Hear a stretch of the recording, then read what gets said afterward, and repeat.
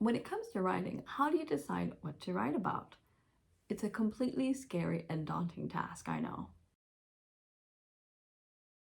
Hello, my lovelies, and welcome to aWritersCorner. My name is Lysa, and I am a working mom with 2 kids. I was a teacher for almost a decade before making the switch to office work so that I could be a mom and have a peace of mind.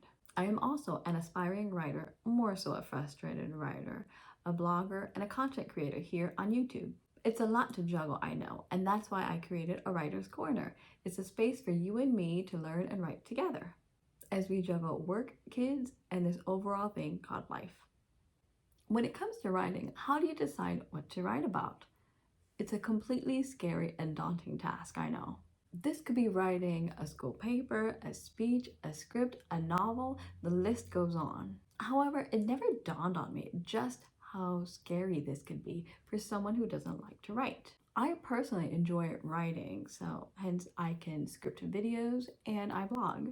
But I was talking to my younger sister about writing, and it dawned on me that, well, she doesn't like to write, and I even have coworkers who don't enjoy writing.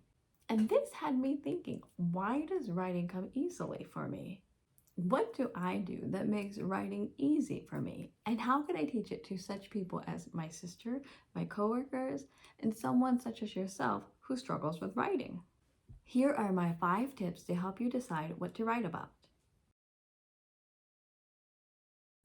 1. Generate ideas of interest. Always, always, always write about what interests you. Don't choose topics that bore you, as this will also bore your reader. And then this whole overall task of writing is going to feel more like a chore than a fun activity.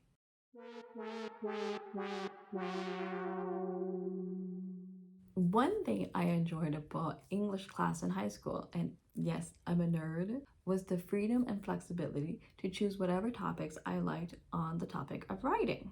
Say it was writing a persuasive letter. Well, the topics were pretty much open-ended. It could be the same for you.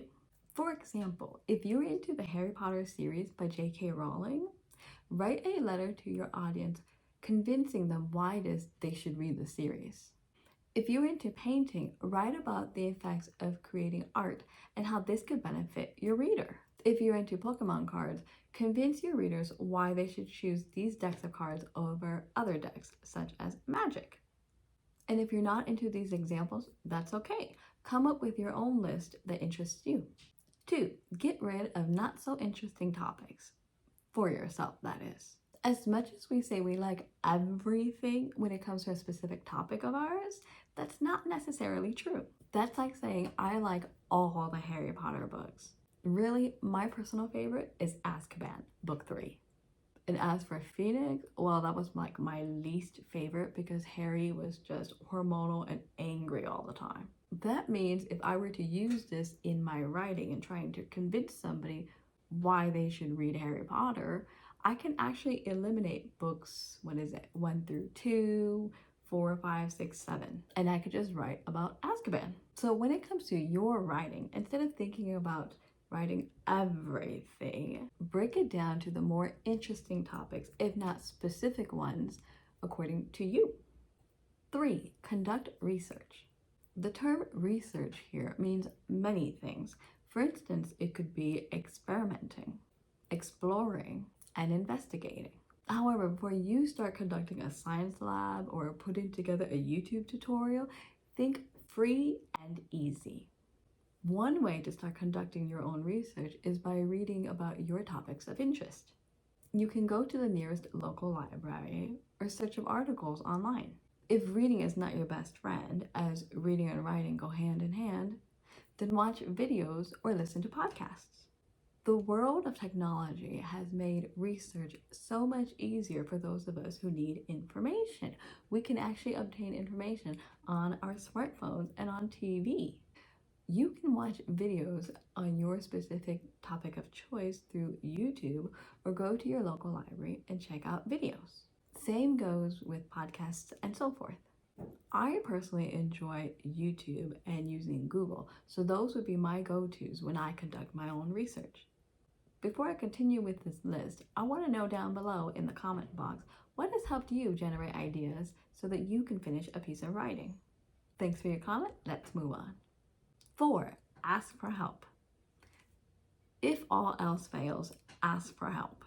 This could be a friend, a family member, even a teacher or a mentor. And if you have a therapist, ask your therapist. Personally, I have a hard time asking for help. However, when I'm struggling, that's when I know that I need to start asking for help. My friends and family and peers don't know that I need help unless I tell them. Same goes with you. Consider who you can ask for support from. Who is part of your trusted support group? And get the help you need from them. And 5, have someone else write for you. You didn't hear from me. Ever wonder why there are ghostwriters?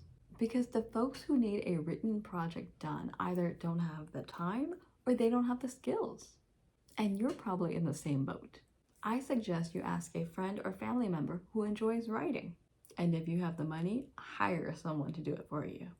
Just be sure to have an idea of what you want to write about and discuss this with your writer. Make notes and sketches together and be part of the whole writing process the whole time. This does not mean that you get to play video games or binge watch a TV show while they do the writing project for you. No, keep communication open, whether it be tossing ideas back and forth or editing in the writing process. Remember, this is your writing. If the writer does a poor job at it, you get the consequences, not them. I've personally helped family members write papers, but it's still their ideas that I'm putting down onto paper. And when they get the A's on their papers, I take the credit. To conclude here, if you have a writing deadline to meet, there are 5 things you can do in order to meet the deadline. In other words, don't go it alone and don't not do the writing. Instead, use these 5 tips to help you get started, and good luck. That's all I have for today. Thank you so much for watching. Don't forget to click like and subscribe so that you get more videos like this in the future. And I'll see you in the next video. Bye. And what can I do? Wait. If you're into painting, write about what effects of creating.